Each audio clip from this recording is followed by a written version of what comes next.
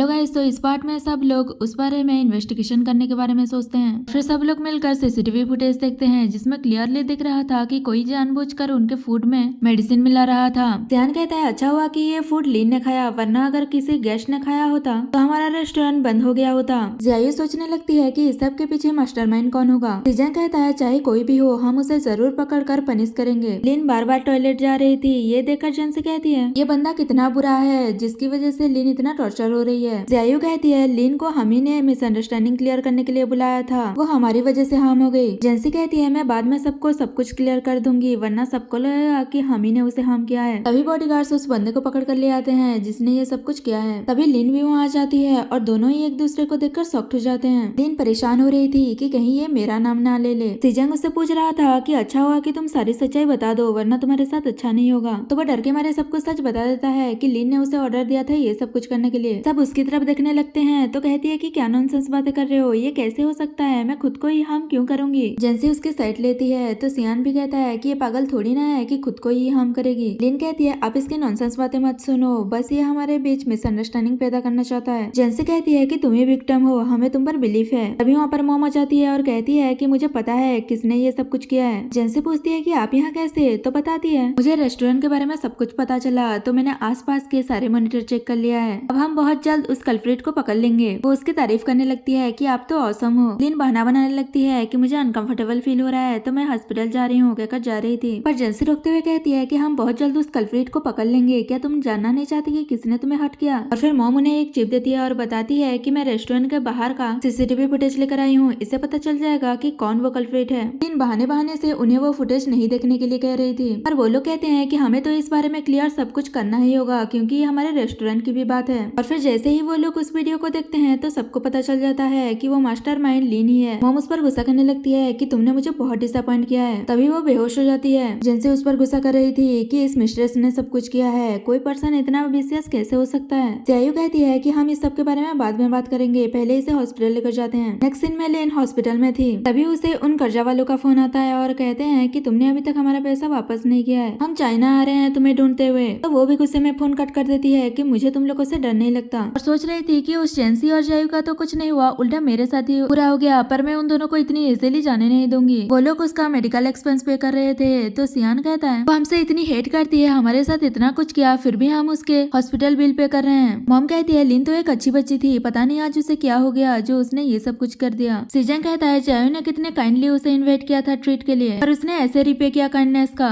जियायू कहती है अगर उसने मेरे खिलाफ प्लानिंग की होती तो मैं जाने देती, पर उसने जेंसी के खिलाफ ये सब किया है। सियान भी कहता है कि अगर उसने सिस्टर इन लॉ पर अटैक किया होता तो कोई बात नहीं था, फूड सेफ्टी एक बहुत बड़ी बात है, उसकी वजह से हमारी पूरी फैमिली सफर करता। मॉम कहते हैं चलो चलते हैं। वही लिन टॉयलेट जा जाकर उसकी हालत ही खराब हो गया था। वो जैसे ही अपने रूम में जाती है सब लोग वहाँ पर थे, तो वो रोने की एक्टिंग करते हुए उनसे माफी मांगती है कि मुझसे गलती हो गई, प्लीज मुझे माफ कर दो। जेंसी कहती है सॉरी कहने से क्या होगा। अभी जियायू कहती है तुम्हें याद है ना कि तुम्हारा वीडियो मेरे पास है, अगर तुमने मेरी सिस्टर को फिर से हार्म करने की कोशिश की तो मैं ये ऑनलाइन पब्लिक कर दूंगी, उसके बाद तुम्हारी रेपुटेशन बर्बाद हो जाएगा। सियान भी उसे वार्न करता है कि लास्ट टाइम मैं तुमसे कह रहा हूँ, मैंने तुमसे कभी प्यार नहीं किया, मैंने जिससे प्यार किया है वो सिर्फ मेरी वाइफ है, हमें दोबारा बदर मत करना वरना तुम्हारे साथ अच्छा नहीं होगा। वो कहती है मुझे पता है कि मैं अभी भी तुम्हारे दिल में हूँ, ये सब मुझे आंटी ने बताया है। तो वो उस पर गुस्सा करने लगती है कि मुझे डिसीव करना बंद करो, अब मुझे पता चल रहा है कि मेरी डॉटर इन लॉ तुमसे 10,000 टाइम बेटर है। और उसे बिल देते हुए कहती है हॉस्पिटल फीस मेरे अकाउंट पर ट्रांसफर कर देना। और फिर वो लोग वहाँ से चले जाते हैं। तो वो गुस्सा कर रही थी कि मैं उनका कुछ नहीं बिगाड़ पाई, उल्टा वो लोग मुझे ही सुनाकर चले गए। मॉम उनसे कहती है मुझे माफ कर देना, मैं पहले तुम लोगों के साथ रूड थी और एक्सेप्ट नहीं कर रही थी, पर अब मुझे पता चल गया है कि तुम दोनों सिस्टर ने इन दोनों से मैरिज किया है, ये तो इन लोगों के लिए ब्लेसिंग की बात है। जियायू कहती है मैंने और जेंसी ने भी पहले कुछ गलतियां की है, ये तो आपकी काइंडनेस है, पर हम आपकी रेस्पेक्ट करते हैं। उन लोगों के भी सब कुछ सॉल्व हो गया था। और फिर मॉम बताती है कि मैं तुम लोगों के लिए गिफ्ट लेकर आई हूँ, जब से मैरिज हुआ है तब से मैंने तुम दोनों को कोई गिफ्ट नहीं दिया है, ये ब्रेसलेट पेयर मुझे मेरी मॉम ने दिया था, कहकर एक एक ब्रेसलेट उन दोनों को पहना देती है। जेंसी तो खुश हो रही थी, पर जियायू मना कर रही थी कि बहुत एक्सपेंसिव है। सीजन कहता है कि मॉम दे रही है तो रख लो। तभी सियान कहता है मॉम आपने तो हमें ऐसा कभी कोई गिफ्ट नहीं दिया। तो कहती है मेरे पास एक और गिफ्ट है, और बताती है कि मैंने जाओ ग्रुप के 20% शेयर तुम दोनों के नाम कर दिया है। सियान कहता है ये तो मेरे शेयर से भी ज्यादा है।